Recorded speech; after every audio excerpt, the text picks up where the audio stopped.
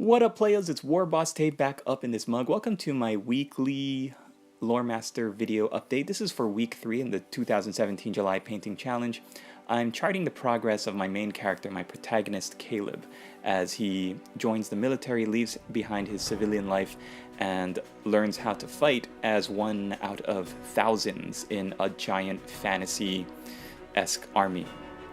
So I want it to be gritty, I want it to be realistic, I want there to be just traces of magic and grand heroics by the generals and the legendary characters. But he's going to be seeing everything from the perspective of somebody right in the middle of the meat grinder of this giant battle between good and evil.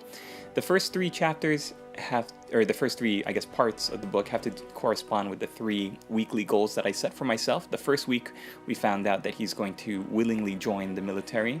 The second week, we found out that he's going to be a part of a melee unit, and he's going to grasp the fundamentals of his training well enough so that he doesn't make a complete fool of himself when he actually joins his unit in a training exercise in the mountains that actually turns into his first real taste of combat versus some maybe mutant or beastman-like scouting elements of the evil army. And he sees firsthand just how dangerous it's going to be for him and for all of the forces of good, humans, dwarves, and elves.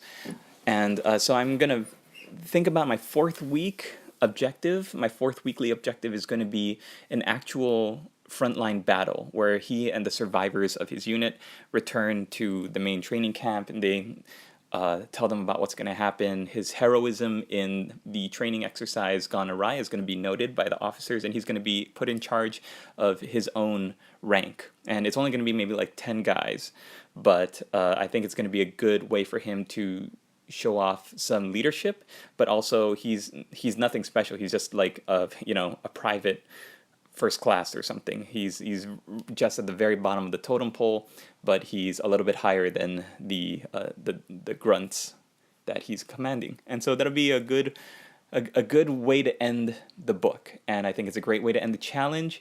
So they're actually going to be defending the training camp versus the evil army.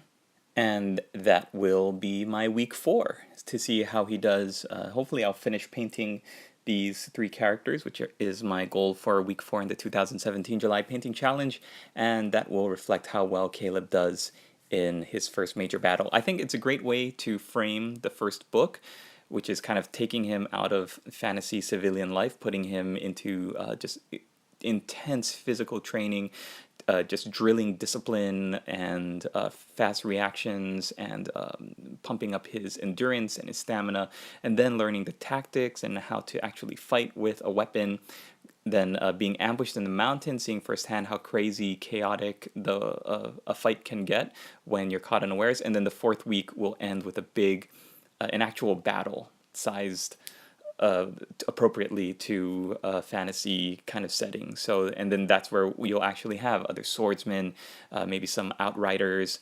There could be some knights leading the defense. The training instructors could be knights. I've got some ideas in my head, and I think it'll be fun. It'll be a fun way to introduce the series, which is going to build up into him eventually becoming a commander in the last great battle versus the Dark Lord, or the Dread Lord as I'm calling him.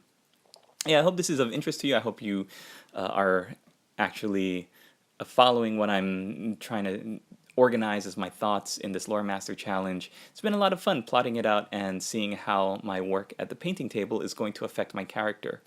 I don't want to make him too much of a Mary Sue goody-goody two-shoes. I want him to actually have some emotional weight. So I'm thinking of different ways his character can showcase individuality, personality. I think a good characteristic trait that he could have is that he wants to be brave. He wants to be a hero like the knights of all these bedtime stories, but past experiences have kind of shown that he's always been, I don't want to say cowardly, but he's always had a chance to be brave and heroic and selfless, and for some reason he just did not have the backbone for it. And I think it has a lot to do with his upbringing and his parentage and the examples, role models he's had as a child. So we're going to see if he shakes that off and becomes a hero by the end of the series. And the end of the series is also going to be suitably epic. Thousands and thousands of men, elves, and men, women, humans of all genders, elves, halflings, dwarves, the whole shebang, the whole common tropes of a giant epic fantasy battle versus the forces of evil, but he's going to be right in the thick of it. Thanks for watching, everybody. Hope you enjoyed this Loremaster update. We'll see you at the end of week 4 for my final thoughts and wrap up.